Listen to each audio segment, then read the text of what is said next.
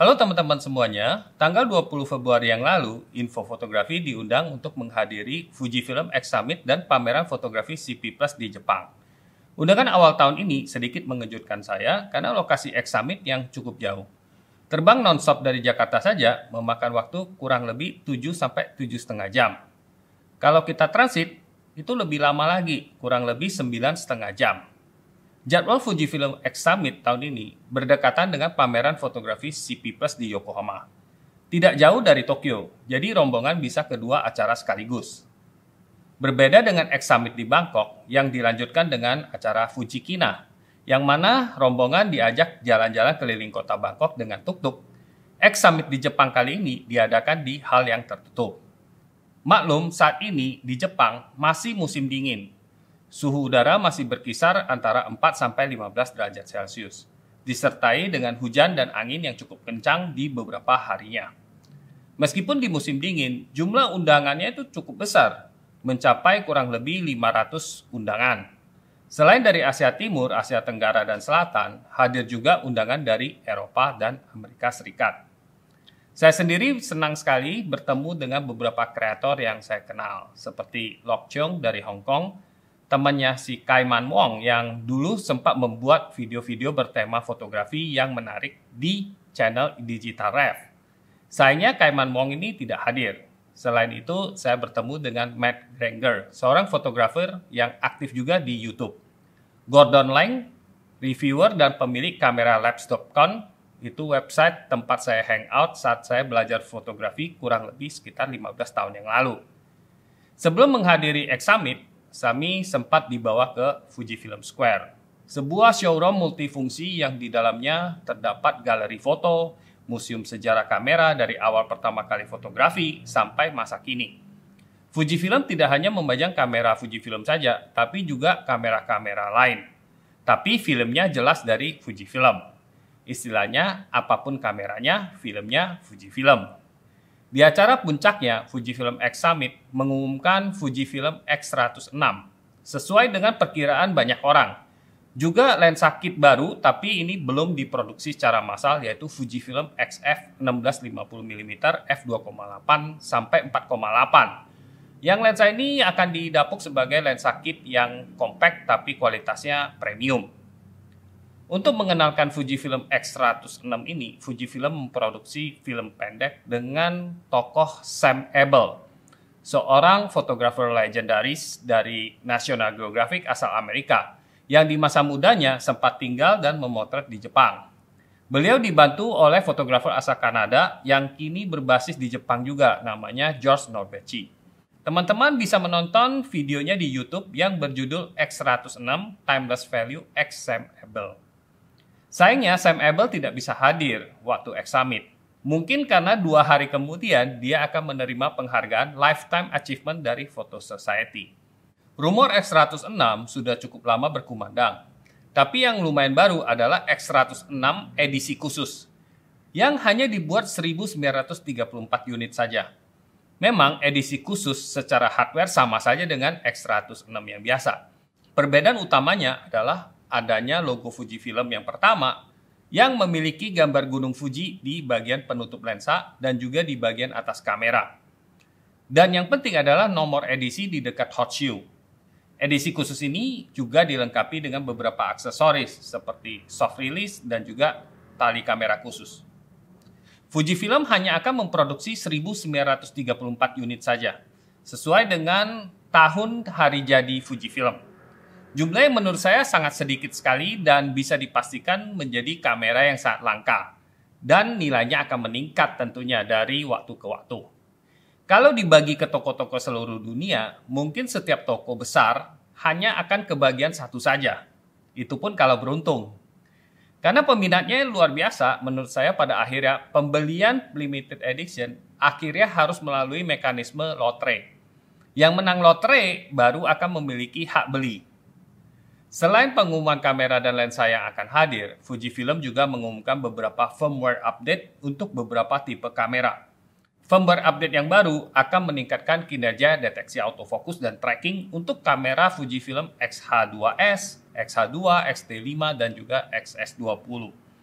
intinya yang memiliki prosesor terbaru pastinya. Aplikasi X-App akan diperbarui ke versi yang kedua, di mana fotografer akan mendapatkan lebih banyak informasi dari kamera yang digunakan, termasuk shutter count-nya, usia baterai, dan kapan terakhir membersihkan image sensor. Kabar baik untuk pencinta film simulation, karena Realize film simulation terbaru yang kini hanya terdapat di kamera GFX 102 dan X106 ini juga akan tersedia untuk kamera-kamera lain. Di antaranya XH2S, XH2, XT5, dan XS20. Intinya yang memiliki prosesor generasi kelima. Untuk fotografer profesional yang sudah menggunakan Fujifilm XH2S dan XH2, juga akan sangat senang menurut saya karena saat merekam video akan ada frame merah di layar dan juga bisa sentuh layar untuk tracking subjek yang sebelumnya absen. Selain itu, kamera-kamera ini akan punya akses untuk upload ke cloud via frame.io tanpa harus menggunakan aksesoris tambahan lagi. Pembaruan firmware ini akan tersedia di musim semi dan panas tahun ini, kemungkinan akan bertepatan dengan X Summit berikutnya. Menurut saya, ada beberapa hal yang menarik setelah pengumuman ini, yaitu ada survei kecil-kecilan tentang lensa apa-apa saja yang diinginkan oleh undangan yang hadir. Mayoritas meminta lensa 23 mm yang berukuran mini atau pancake. Yang kedua adalah lensa zoom compact dengan bukaan konsan f2,8 dan kemudian telefoto fix yang lebih panjang dari 400 mm.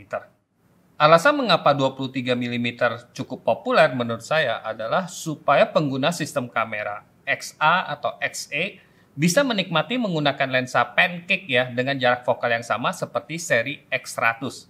Mungkin untuk orang-orang yang nggak kebagian membeli X100 karena ini laris banget dan produksinya tidak bisa mencukupi demand yang sangat tinggi saat ini.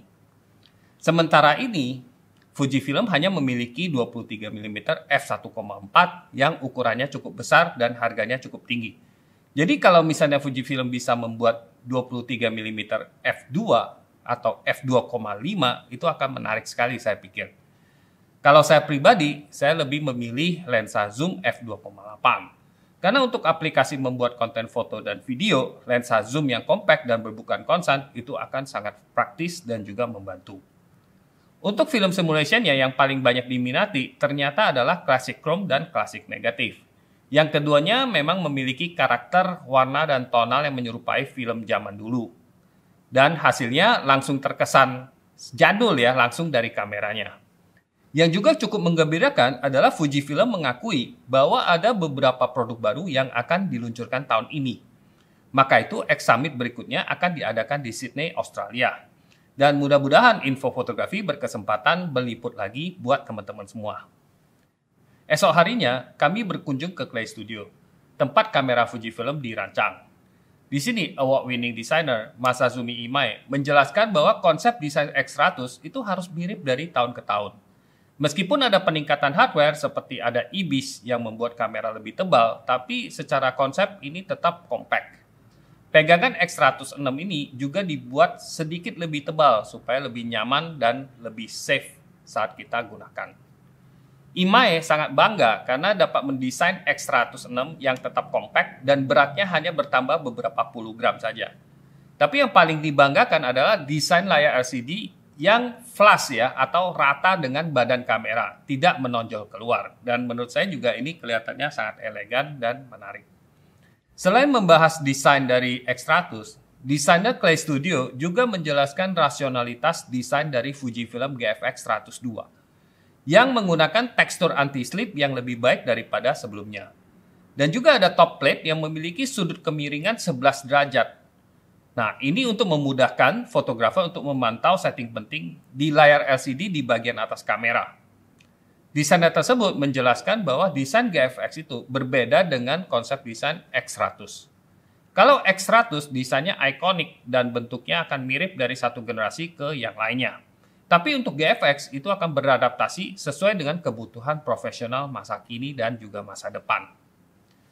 Acara ini menurut saya sangat menarik karena tamu undangan juga berkesempatan melemparkan pertanyaan-pertanyaan, masukan atau kritikan. Sayangnya, tidak ada tim teknikal dan desainer user interface yang hadir, sehingga beberapa pertanyaan undangan belum terjawab secara maksimal. Menurut saya, konsep desain dari Fujifilm X100 ini sukses ya, karena desainnya yang ikonik, tapi juga fungsional, sehingga sangat berpengaruh dengan enjoyment para fotografer yang menggunakan kamera ini di lapangan, dan otomatis meningkatkan viralitas dan penjualan kamera ini.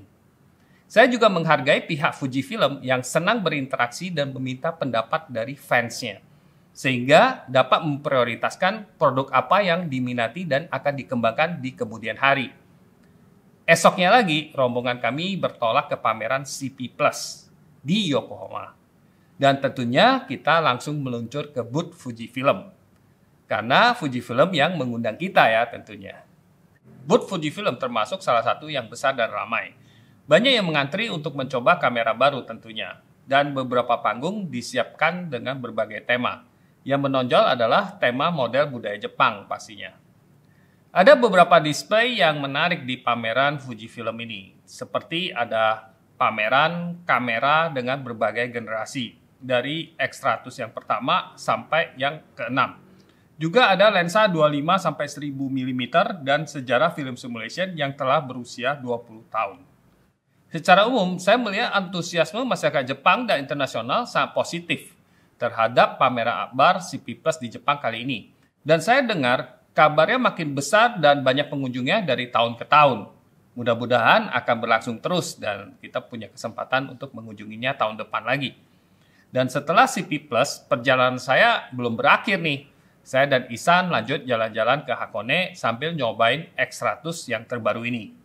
Maka dari itu, teman-teman subscribe dan tonton juga video dari channel Info Fotografi untuk informasi terbaru seputar fotografi digital dan pastinya tentang pengalaman saya menggunakan X100 ini. Sampai jumpa lagi di video berikutnya. Oke? Bye-bye.